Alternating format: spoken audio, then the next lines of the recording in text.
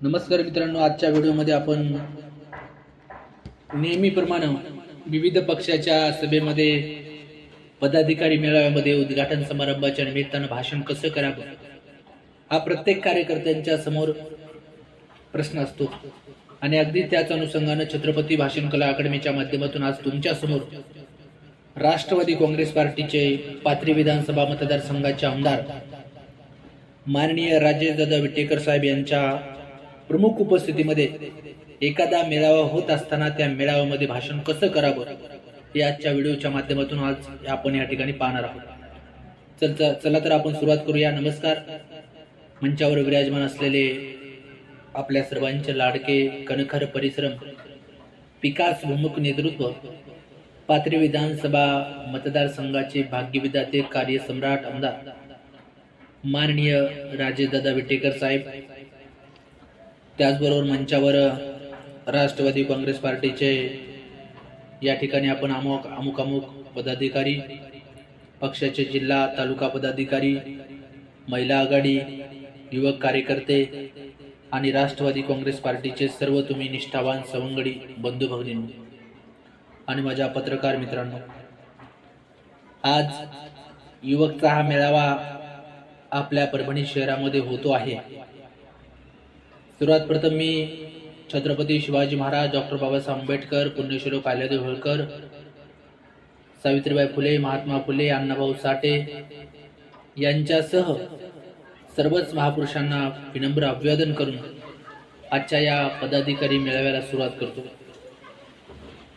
खरं तर आजचा हा पदाधिकारी मेळावा हा एक केवळ औपचारिक कार्यक्रम नाही, तर तो आपल्या संघटनेच्या एकतेचा, शक्तीचा आणि भविष्यातील दृष्टिकोनाचा खऱ्या अर्थाने आरसा आहे। राष्ट्रवादी काँग्रेस पक्ष म्हणजे सामाजिक न्याय, समतेची चळवळ आणि शेवटच्या घटकासाठी लढणारा पक्ष। खरं तर या पक्षाची स्थापना आदरणीय शरदचंद्रजी पवार साहेबांच्या उपस्थितीमध्ये झाली, पवार साहेबांच्या शुभास्ते झाली, परंतु त्यानंतर खऱ्या अर्थानं राष्ट्रवादी काँग्रेस पार्टीचा विचार, शिवशाहू फुले आंबेडकरांचा विचार मनामध्ये घेऊन अजितदादांच्या नेतृत्वामध्ये सबंध महाराष्ट्रामध्ये राष्ट्रवादी काँग्रेस पार्टीचा विचार पोहोचला आणि खऱ्या अर्थाने या विचाराचे प्रतीक म्हणून आज आपण अजितदादांना त्या ठिकाणी पाहतो आणि त्याच विचारधारेची प्रेरणा घेऊन आज परभणी जिल्ह्यामध्ये पाथरी मतदारसंघामध्ये माननीय आमदार राजेशदादा विटेकर साहेब यांच्या कामातून आपल्याला या ठिकाणी पाहायला मिळतो। बांधवांनो, राजेशदादांनी पाथरी विधानसभा मतदारसंघाचा जो विकास आराखडा राबवला तो खरोखरच अनुकरणीय आहे। गावागावात रस्ते असतील, पाणी पुरवठा असेल, शाळेचा प्रश्न असेल, आरोग्य सुविधा असतील, महिलांसाठी बचत गटांना चालना देणं असेल, शेतकऱ्यांचे प्रश्न असतील, तुम्ही सगळ्यांनी नुकत्याच झालेल्या अधिवेशनामध्ये पाहिलं, विधान भवनामध्ये सर्वसामान्य शेतकऱ्यांच्या विम्याच्या गंभीर प्रश्नावरती आवाज सुद्धा उठवण्याचं काम राजेशदादांनी त्या ठिकाणी केलं आणि ही त्यांची काम करण्याची पद्धत आहे। 80% समाजकारण, 20% राजकारण या न्यायानं दादा परभणी जिल्ह्यामध्ये काम करत असतात। त्यांच्या नेतृत्वाखाली आज परभणी जिल्ह्यामध्ये राष्ट्रवादी काँग्रेस पार्टी या पक्षाला खऱ्या अर्थानं नवसंजीवनी प्राप्त झालेली आहे आणि आज या मेळाव्यातून आपण प्रत्येक पदाधिकारी, प्रत्येक कार्यकर्ता माझ्यासह एक संकल्प करूया, आपल्या गावात, वाडीत, समाजात राष्ट्रवादी काँग्रेसची विचारधारा रुजवायची, लोकांच्या समस्या ऐकून त्यांना मार्गदर्शन द्यायचं आणि पक्ष अधिक बळकट करायचा।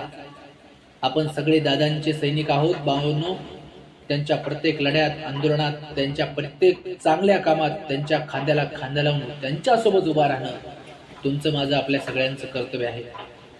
कारण राजकारण हे केवळ खुर्चीसाठी नसतं, तर जनतेच्या सेवेचं माध्यम असतं। हे दादांनी खऱ्या अर्थानं बोले तैसा चाले त्याची वंदावी पाऊले हे आपल्या कर्तृत्वातून दाखवून दिलं।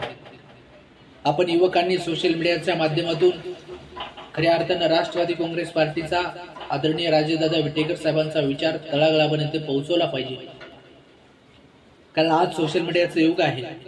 माझ्या युवकांना, माता भगिनींना, सर्वांना माझं सांगणं आहे, लढा अधिक जोमाने लढवायचा आहे राजेश दादांच्या रूपानं तुम्ही एक वटवृक्ष उभा केलाय, पण येणाऱ्या काळामध्ये त्या वटवृक्षाच्या फांद्या मजबूत करायच्या असतील तर जिल्हा परिषद, पंचायत समिती, स्थानिक स्वराज्य संस्थेच्या सर्व निवडणुका आपल्याला जिंकाव्या लागतील. त्या दृष्टिकोनातून प्रत्येकानं प्रयत्न केले पाहिजे. पक्षाचा विचार गावगाड्यामध्ये पोहोचवला पाहिजे, हे सुद्धा या ठिकाणी आवर्जून सांगतो. त्या माध्यमातून ज्येष्ठ कार्यकर्त्यांनी सुद्धा पक्षाचा जुना विचार हे नव्या पिढीला देण्याचं काम केलं पाहिजे. आदरणीय अजितदादांच्या नेतृत्वामध्ये पक्ष महाराष्ट्रामध्ये शिवशाहू फुले आंबेडकर यांचे विचार घेऊन पुढे जातो आहे. आणि जाता जाता शेवटी एवढंच सांगतो, कुठल्याही पक्षाचं संघटन मजबूत असेल तर कोणतीही लाट आली तर त्या पक्षाला ती लाट ढासळू देऊ शकत नाही. हे संघटनाची ताकद आहे. म्हणून आपण दिवसभरामध्ये 24 तासामध्ये 1 तास आपल्या पक्षाला आपण सायंकाळी दिला पाहिजे. दररोज 10 लोकांशी आपण संवाद साधला पाहिजे. आपल्या पक्षाचा विचार तळागाळापर्यंत पोहोचवला पाहिजे, लोकांपर्यंत पोहोचवला पाहिजे. तरच खऱ्या अर्थानं पक्षाला एक चांगले दिवस येतील. हेच आजच्या निमित्तानं आवर्जून मी तुम्हा सगळ्यांना सांगेन.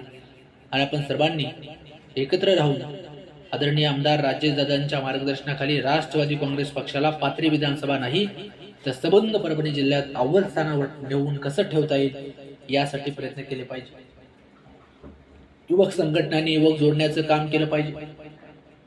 नवनवीन कॉलेजचे विद्यार्थी आपल्या पक्षाला जोडण्याचं काम केलं पाहिजे. सध्या राष्ट्रवादी काँग्रेस पार्टीची सदस्य नोंदणी सुरू आहे. जास्तीत जास्त प्रत्येक कार्यकर्त्याने सदस्याची नोंदणी करून घेतली पाहिजे आणि राष्ट्रवादी काँग्रेस पार्टीचा विचार सर्वसामान्य माणसाला समजून सांगितला पाहिजे. हेच आजच्या मेळाव्याच्या निमित्तानं सांगतो. धन्यवाद. जय हिंद, जय महाराष्ट्र, जय राष्ट्रवादी. मित्रांनो, अशा पद्धतीने आपण भाषण करू शकता. अधिक काही माहिती हवी असेल, अधिक चांगल्या पद्धतीनं आज आपण मेळाव्यातलं भाषण पाहिलं. उद्या तुम्हाला एखाद्या उद्घाटन समारंभाच्या निमित्तानं भाषण आवश्यक असेल तर माझा 7620462689 जो नंबर दिलाय त्या नंबरवरती संपर्क साधा. तुम्हाला भाषण 100% पाठवलं जाईल. आणि छत्रपती भाषणाच्या माध्यमातून आपल्या शनिवार रविवार असा 2 दिवस आपण क्लास घेत असतो. त्या क्लासच्या माध्यमातून क्लासमध्ये आलेला प्रत्येक विद्यार्थी क्लासमधून बाहेर पडताना 10 मिनिटं कुठल्याही स्टेजवरती छान पद्धतीने बोलू शकेल यासाठी आम्ही सर्वस्व प्रयत्न करत आहोत. म्हणून आपण सर्वांनी आवर्जून आम्हाला त्या ठिकाणी संपर्क साधावा आणि छान पद्धतीने भाषण शिकून घ्यावं, सूत्रसंचालन शिकून घ्यावं. कारण आज बोलणाऱ्याला समाजामध्ये फार मोठी किंमत आहे. कुठल्याही पक्षाला बोलणारा व्यक्ती महत्वाचा असतो, म्हणून आपण बोलतं झालं पाहिजे. हेच आजच्या व्हिडिओच्या माध्यमातून सांगतो. धन्यवाद.